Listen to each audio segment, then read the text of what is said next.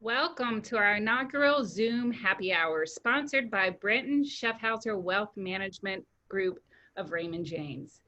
You are on mute, and we ask that you stay on mute until you're asked to unmute. I am Brooke Wyatt, Development Director of the Mississippi Symphony Orchestra. MSO began in 1945 as a community orchestra and has grown to be the largest performing arts organization in the state of Mississippi. We were in the middle of our incredible 75th anniversary season when the spread of COVID-19 led to the cancellation of concerts. We will continue to creatively bring you music and programming. It's been a long 5 months of social distancing. We miss seeing you at concerts, and we are so pleased that you are here with us this evening. Tonight, we have our music director, Crafton Beck, and our renowned guest pianist, Anton Nel. We were lucky enough to have Anton with us in the last concert we played at Thalhimer Hall back in February. We are all in for a real treat this evening. Before I turn things over to Kraft and Anton, a few things about this Zoom. We are recording. If you wish not to be recorded, then use the stop video feature in the bottom left of your Zoom screen. You will see us, we will not see you. After performance clips, you will see a message asking you to unmute. This is to allow for applause. You may unmute or stay muted at that time. During performances, repertoire will load in the chat feature. To open your chat, just hover over your Zoom screen and click chat in the middle of your menu bar. Then your chat box should open just to your right. You may also use the chat feature to submit questions for Anton and Kraft during the discussion. We will get to as many of those as time allows toward the end of the call. And now, it is my pleasure to welcome Music Director Crafton Beck. Hi all, it's great to see you all. We've all been trying to figure out ways to move forward. And I've got to say, Brooke, who you just heard from, is the person who brought us this idea. She and then we have been watching several of the orchestras doing similar things, and we got some experience with it, and here we are. And it's already a success. This will be a sold out event. Uh-oh, lost audio. Here we go. We have over 100 people registered for this, so we're going to have maximum number that we can get. So it's great to see everybody. We have, yes, Brooks already said, we have with us Anton Nel. Anton happened to be our soloist in February at what turned out to be our last Bravo concert. Who could have guessed when we were together? We didn't see it coming. I don't know. I think someone saw it coming, but we certainly didn't see it coming. So it was only a natural thing that we turned to Anton and say, would you join us for our first Zoom happy hour? And so Anton, it's wonderful to welcome you. I'm just going to say hi.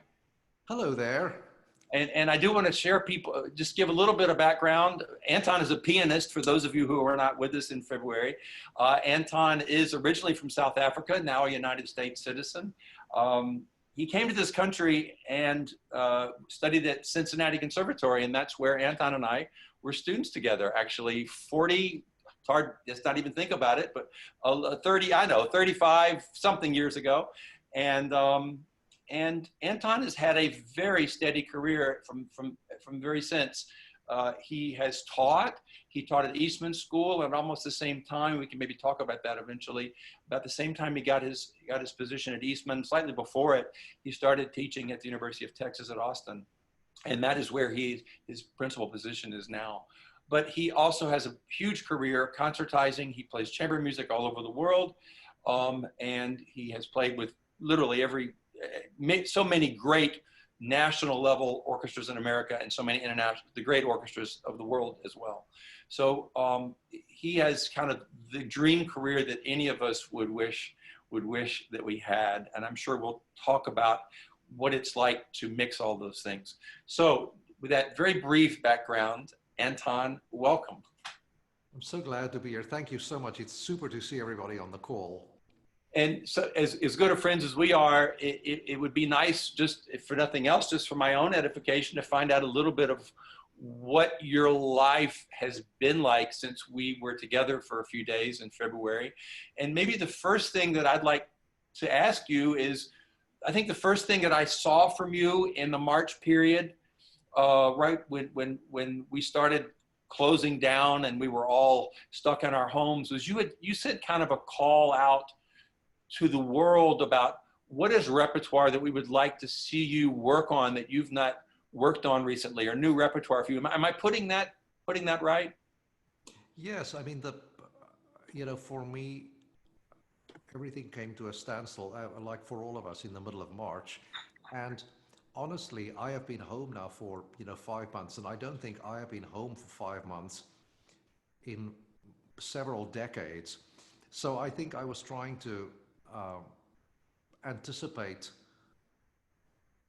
projects for myself. And so I sent this message out on Facebook and wanted to know whether anybody who knew me and my playing repertoire that they might want me to study or learn and so on, because I needed, like I'm sure all of us, needed projects. Otherwise you just, the time will just fritter away, as I'm sure you've got to know real well. Did you get some specific repertoire? I mean, I thought about reaching out to you and saying, again, I want to do the Bartok piano concertos with you, something we talked about when we were in school. I didn't reach out because I knew that you would get a lot of other suggestions. What came your way or did things come your way? People made all kinds of suggestions, and what I've been doing is I have learned, and I am still learning, just a bunch of things that have been sort of on my wish list or half finished. Both things that I would like to use when the opportunity comes again. So I basically have 2 recital programs going now.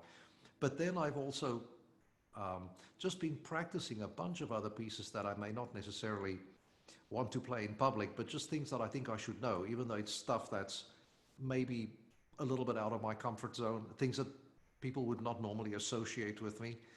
But I've been interested in all kinds of things and just reading. And since there has been all this time, it's been fun. It's been very beneficial. So you really had your own wish list of things that had kind of been on the back burner and you had not gotten to for a while. I've got to say that's similar to what I've been doing as well. Yeah. Of course. No, because that kind of thing is very important. I mean, the good thing is that I've managed to, I've just been working with my students all through the summer, because I find that the days all need to have some kind of structure. And you've been doing that through Zoom? Have you been doing that? How have you been doing that? Yes, mostly through Zoom, and some people have preferred Skype and FaceTime. I've tried everything. They all have their sort of strengths and weaknesses, I guess. But it's been fun, and through that, and I mean, I have been doing some work with summer festivals and stuff, all virtual, of course. But I have picked up some students across the world that I'm still teaching, which is very nice. So it's part of the whole new system, I guess.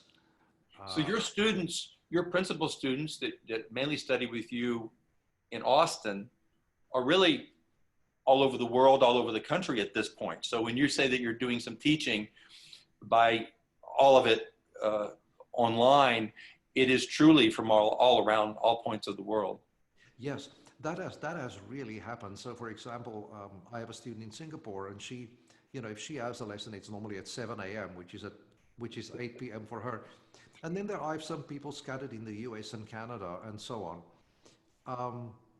Yes, I mean, that's just the way it's been. And also with, I mean, we can talk about this more later, but of course, with schools starting now, half of my students will not be returning the semester. They're just going to continue studying remotely from home.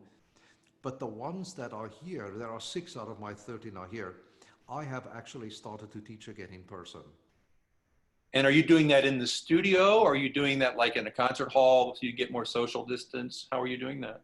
Yes, they have determined in our school, they've taken a tremendous amount of care with the potential airflow exchange, and every room they've measured the square footage of, and so determined how many bodies in there are safe at one time. And they've in fact determined that my studio, which is really nice at school, is really not big enough for 2 people at this time. So everybody's coming to my house. I mean, you cannot really see this room, but it goes that way about 30 feet. So people have been coming in here, you know, of course I make them clean up like I do, and we both wear masks. And I sit behind my kitchen counter, which is about 25 feet that way. And it is just fantastic to be in such a big space, because to them it's much more like playing in a real concert hall when they're having a lesson in a big space, such as they actually have to project out and play and so on, versus being in the small space. So everybody has truly loved it. Not to mention the fact that most of them have only had a keyboard, perhaps an upright, to play on in the past 5 months. You know, these are serious pianists. So to get to be at your home and be at your piano. Listen, it's a win-win situation for me too. I have so missed, well, life forms. Really. Well, I think some of us may be interested in knowing what your summer normally used to be like. I know that you're in Aspen. I know you're in Aspen a great deal. Well, this summer, the things that I did not do in person was, you know, when I was with all of you the last time, I played the Beethoven Emperor Concerto, which I so loved doing with you. But one of the first things that I was going to do here in Austin was to play all 5 Beethoven concertos in 2 nights as part of the Beethoven Festival. There was that. There was the Aspen Music Festival. There was Ravinia. There was the Orford Festival in Canada. I was on the jury of the Menion International Competition. I was going to be at the Victoria Bach Festival. So I'm just because this is teaching, this is chamber music, this is concertos, this is everything.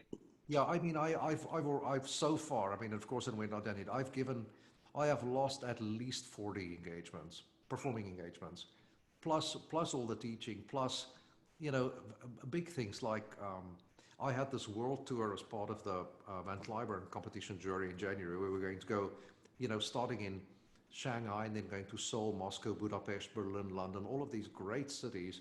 All of that's not happening now. So it's, yeah, it's a big loss, of course, but of course, you know, one understands, you know, you have to, you know, lives are more important than flights and crowds. Well, and then our main seasons usually begin September 1st. And of course, your school year usually begins about now. So you've already said you're kind of easing into all that, or just kind of continuing to gather momentum through that. Do you have engagements coming up? Let's say in the next 4 months that are theoretical live things, or that they've not been canceled yet? Or do you have things that you're going to be playing recital online instead that they've already committed to you? What kind of things you see on the horizon? I have several things in the coming months, but none of them will be with audience. For example, I'm doing, and they're all in Texas. I'm not leaving the state. So I'm doing, for example, the Beethoven Second Concerto with the Austin Symphony, which will be in our big concert hall with the orchestra spaced and no audience, but it'll be televised and it'll be recorded for live broadcast. And then I'm also doing a whole lot of things with our period instrument orchestra here in Austin, or a group called La Folia. So because I play harpsichord and forte piano and so on. So I've got a concert in October where I'll play some chamber music on the forte piano. And in November, I used to play the organ too. So I'm doing this concert with a Handel organ concerto and CPE Bach on the harpsichord, and so all this kind of things, and then some chamber music. And I will do a recital from my living room too. That's one of the other things that I've been doing, and you'll see some of this later. Is I've been doing a lot of videoing here in my house and uploading things, and just to have things to put on Facebook and on YouTube, and to just sort of keep things alive, and also to keep me in shape. Well, that's probably a perfect segue. We do have our our friends here, I might just mention to all of us that the Zoom is famously not very good for instrumental music live. It can be done, but it's never quite the experience that any of us want it to be. And so what we've talked to Anton, we asked Anton if maybe he had some recordings that we might be able to play that would work better. So you want to set, we're going to play Bach now. Can you set this up? This is a recording. Help us what we're about to see. Absolutely. Well, the first thing you'll see today is one of what I sort of call COVID casual classic, which are literally these things that I've recorded in my living room, you know, wearing shorts and a t-shirt, and just sort of very, very casual recordings. And there are a whole bunch of them. And everything you see today, you can find on YouTube, on my YouTube channel. So you're welcome to. But the first thing I'm going to show, this is just an excerpt, and it's from Bach's Fifth Keyboard Partita in G major. And this is the first and the last one of it. It's a preambulum, which is like a prelude, and then a jig. And the first one is sort of recorded just regularly, just a regular still shot. And then with the other one, I was fooling around. I had a sort of a tall thing which I've filmed over my head that you can see the hands on the keyboard move. It's intricate, so it's kind of fun to watch. So let me just set that up and show it to you right away. So I'll just have to make sure to click all the right things, but hopefully this will work. Okay, I think we're set. Here we go.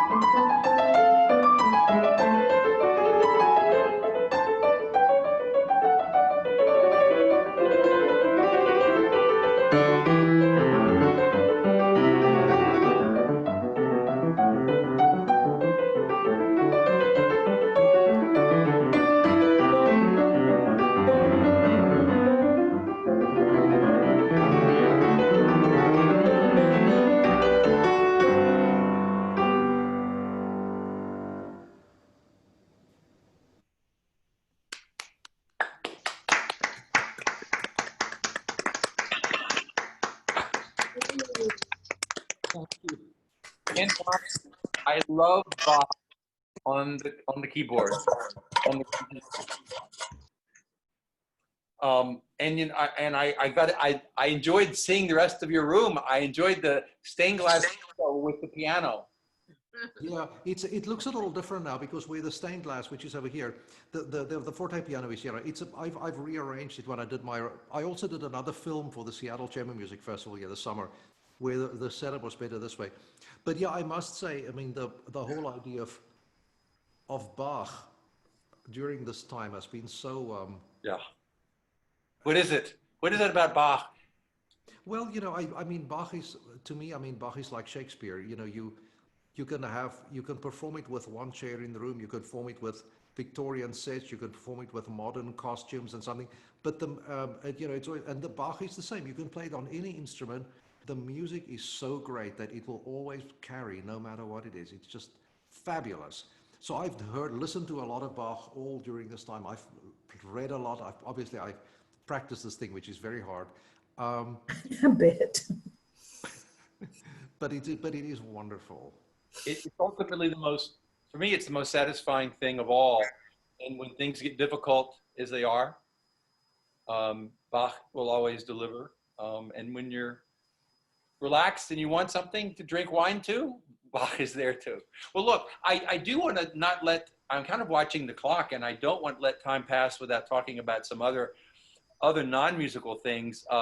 Those of us who follow you and watch your activities as we do in social media have realized that most lately, you've been cooking a lot.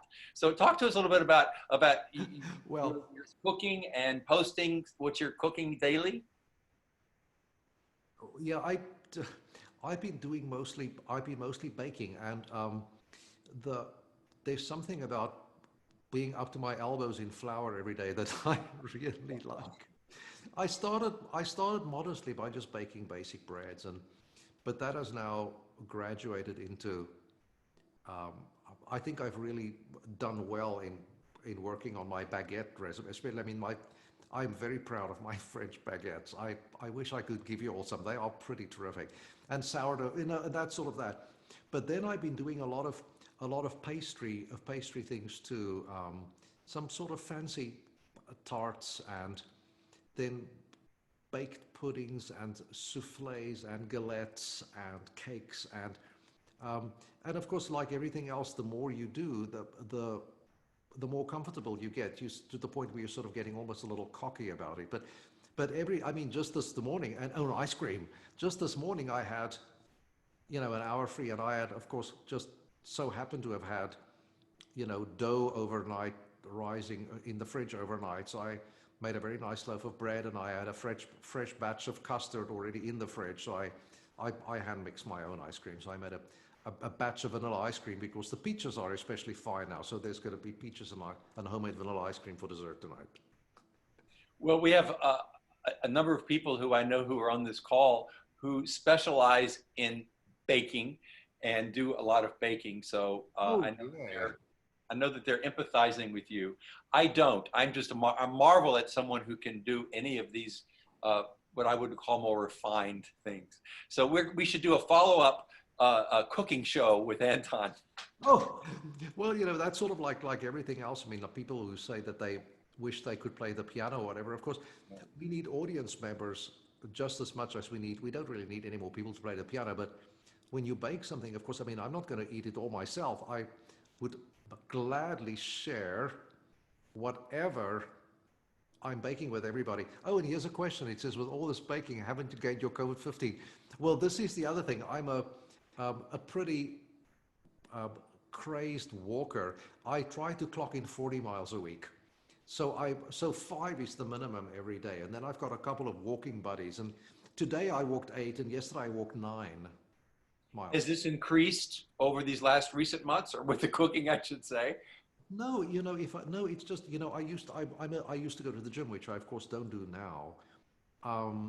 So the walking thing, I mean, it's, you know, I must tell you all something really interesting. We all have, I mean, I really do consider myself very fortunate during this time, because obviously, I mean, knock on wood, I've got good health, and I have so many privileges that I'm grateful for. But we all sort of get a little bit closed in and so on. And somebody wrote something interesting on Facebook the other day. They said, well, if you're starting to feel a little bit whatever, just look up. And I have this. I start walking in the morning at about 5:45 or so. I love the mornings. Here in Texas, it's very hot, of course. And so the other morning, I was just sort of walking around here, thinking about, whatever, memorizing a piece of music in my head or whatever. And then suddenly I remember this thing, and I looked up, and it's just amazing. There was the sun coming up, and the breeze, and there were these birds singing, and I was like, well, we forget about all of these things around us that will always be there, COVID or not. So, I love that part of my day. It puts the whole sort of day in proportion. If for nothing else, I plot what I'm going to cook for the rest of the day. Well, I have meditated, I must say, more in the last 6 months than I have ever been able to, because we always intend to do these things, but we never quite get to them. And I hope that some of these things, whenever the new normal comes, and something will eventually change. Oh, don't know what the new normal will be, but I hope that some of these things, some of these more positive things that we've found in this time will carry forward. Well, I am watching the clock. I should mention to everyone, we are going to go to questions that folks might have at about 20 minutes until the hour. So if you have questions for Anton, you can post them on chat right here. And if you haven't found the chat button, it's in the very middle at the bottom. Just touch where it says chat, and it'll pop up, and you can type in your question. You can also, if you wish, I think Brooke shared her number that you can text her questions directly. Brooke, I'm sorry if I've said that incorrectly, but you have a couple ways to get the questions to us. Before we go there, I was, I guess, picking up on the last conversation, I thought I might ask you, what is your chief non-musical joy in life these days or in recent years? And you might want to talk about several things. It may be cooking. It may be the exercise you're getting. Is there something else that you do that maybe we're not even talking about yet? No, I think that, normally my life is so full of, it sort of, music sort of consumes all of it. So having all of this time now at home and so on, I mean, I have really found that going back into the kitchen has been so therapeutic to me. But everything, and the thing that I found so amazing that I love doing now, and I'm sure all of us feel the same way, is with our busy lives, we do have people in them that we really do care about, but because of everybody's lives, we send sort of an email in the middle of the night or a text to sort of say, hello, how are you? Now we have the time to actually make appointments, thanks to Zoom, to visit with people and to have, so every day I have one or two, I sort of have gone down my address book, one or two extensive conversations with people who I normally, see if I visit their hometowns or something, but otherwise the contact is totally, just fly by night kind of thing. So I have, and in fact, I would say I have several, people that I think our friendships have sort of deepened during this time, because we've actually had time, like people to really get to know each other, over a glass of something, or, and there's actually been time to sit face to face with a person to talk. I've really appreciated it. So many little silver linings to this period that we're in. Well, turning back to music, these are always the questions that one asks us. So I'm not going to ask you what are your, well, I can ask it this way, your chief musical joys. And the interesting thing about your life is that you are doing almost all of it. You're doing chamber music, you're doing concertizing with large orchestras, you're teaching, you're traveling, and you have a beautiful home, which you're often at a home base. So you have such a beautiful balance. And I know you'd be hard pressed to choose any of those. So instead of going there, I'm going to first ask you, is there anything about your life now that is maybe different from when you and I first met in 1984, 85? You had a trajectory, I'm sure, of what you dreamt your life might be. Is it anything like it, or is it exactly what you had hoped for? Oh gosh, I just feel so lucky. I mean, it turned out better than I ever expected. It's just, when I was young, growing up in South Africa, I was definitely groomed to be a solo pianist. In other words, somebody who sort of played recitals and played with orchestras and so on. But I was attracted to playing with people early on. It was something that was actually discouraged, just because people thought that if you worked with, if you accompanied a singer, or if you played with a violin, or if you play, that you would be branded as doing just that. And of course, now anybody who's a serious musician needs to be completely versatile. And you remember our CCM days, how much playing I did with all the other students. It was just the best thing that could have ever happened to me. So, did you know you were going to teach as much as you are at that point? Did you realize your passion for teaching and I would say your great talent? I mean, I've watched you teach. You're just magnificent with people. Oh, thanks. That's something that developed craft. There was also a lot of luck involved in it, because when I was finishing school at CCM, of course I was an international student, but I really, had loved my years in the States and wanted to stay. And of course, one of the things that one could do to stay was to actually get a job. And I was just super lucky. I applied for a job at the University of Texas, and got granted an interview, and the rest is history, and that's how it started. I did want to eventually do teaching, because I've had a wonderful, what's the word? Not legacy, but people that I studied with, pedigree of people that I studied with. And I think it's important for me to pass that on. For those of you who are watching, in South Africa, I studied with a man who was almost 80 when I went to study with him for the first time, but I was with him for about 8 years. And he studied in Europe for many years, in Vienna, with a man called Theodor Leschetitsky, who was a student of Franz Liszt.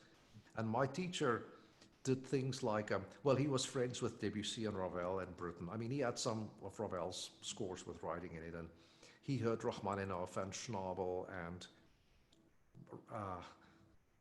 Cortot, all of these great pianists play, and he played the world premiere of the Hindemith Concerto with Sir John Barbaroli conducting. He made the first ever recordings, they're on YouTube, of the Debussy Preludes and Etudes for Decca on long-playing records. This is in the 30s, in the 1930s or 40s. So for a young, 13, 14-year-old person, this was overwhelming.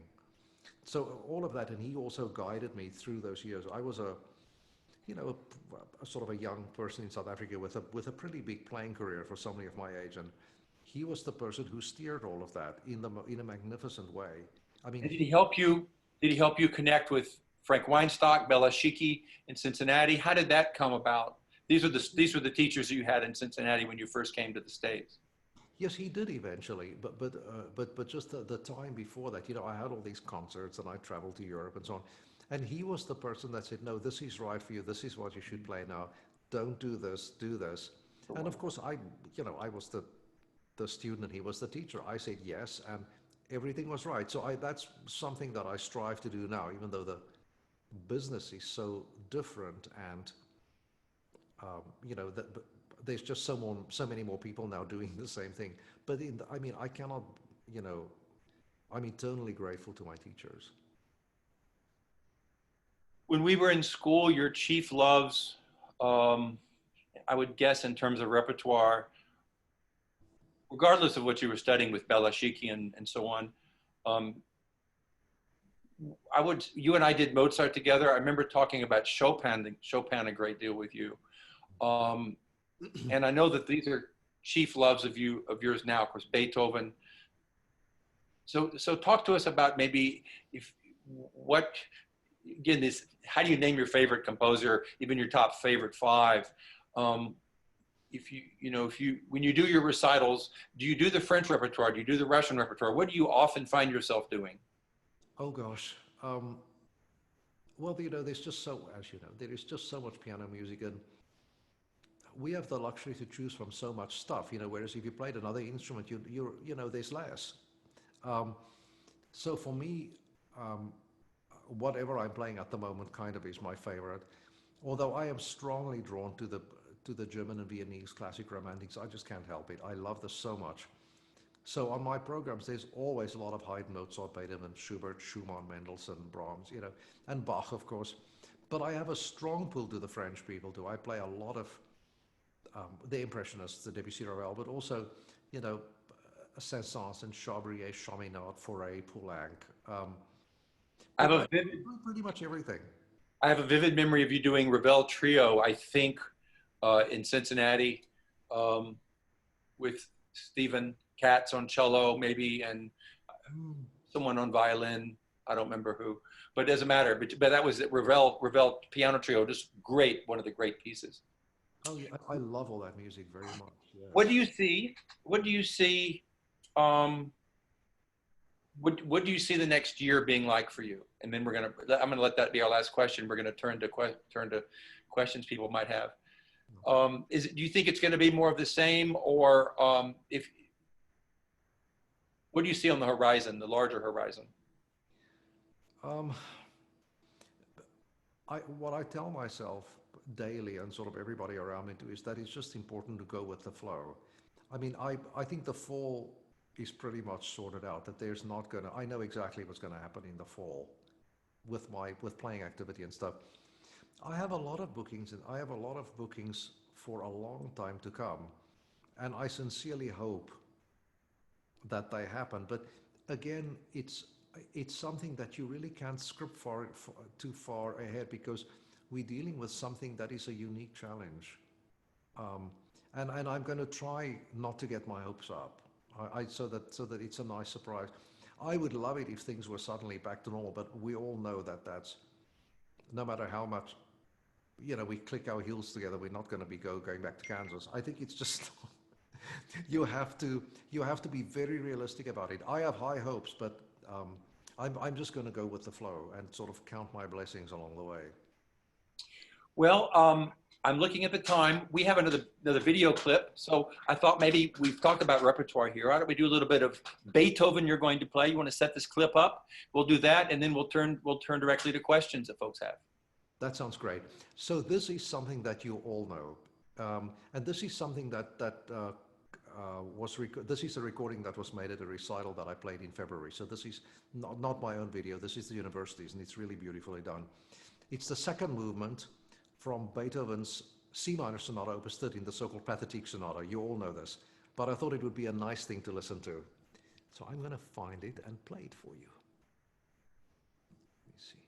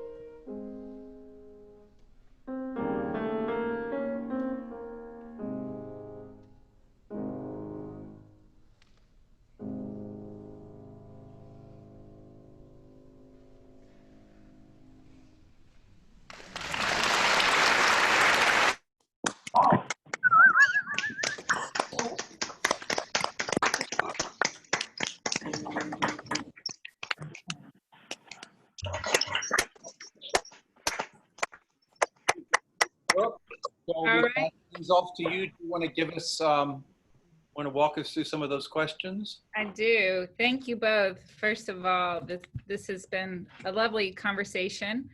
I'm going to start out with a really easy question here. And that is, well, maybe it's easy. I don't know. Anton, when you visited Mississippi, what was your most memorable meal? Food?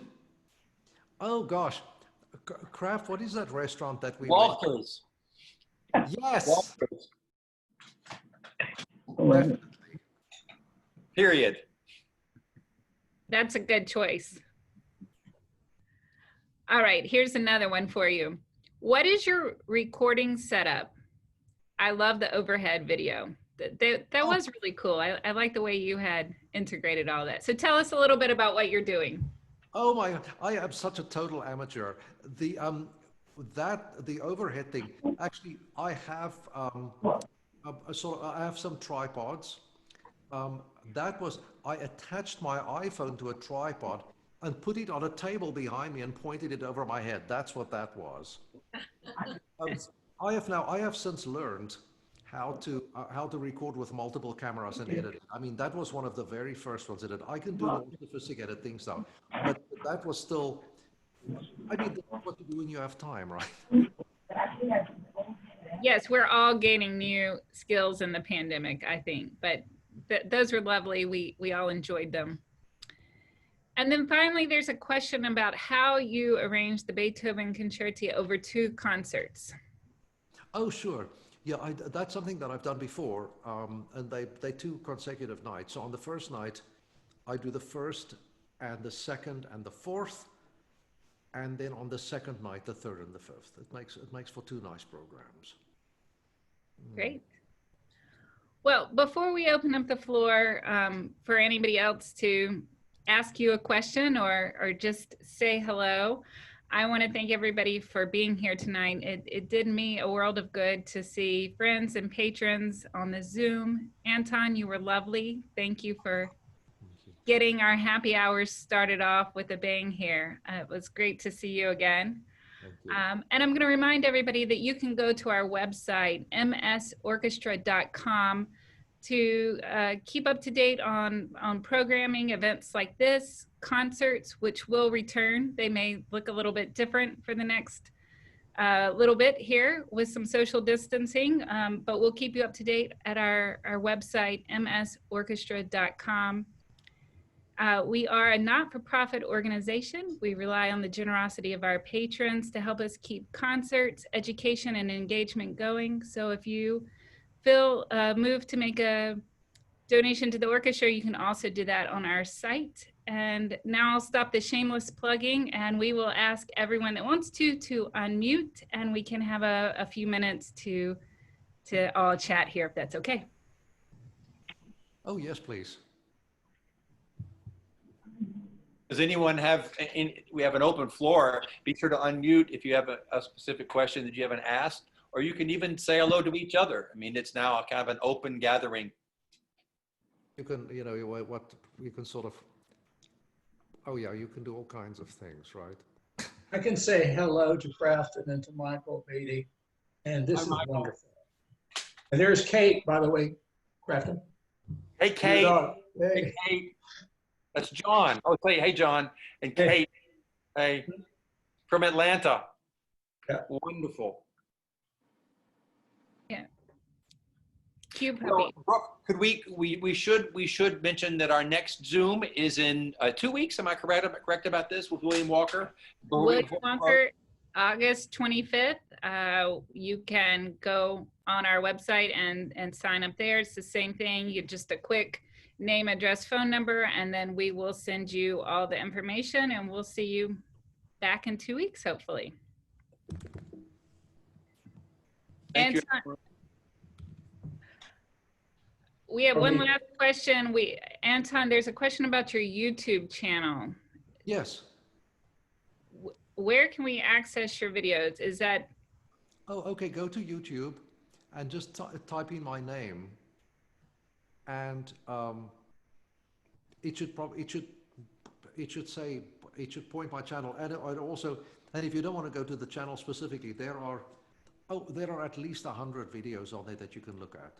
Just type my name in, and there's everything on there, bits and pieces of the live performances, home recordings, things with orchestra, excerpts from recording, from commercial recordings, everything. There are at least 100 things you can see.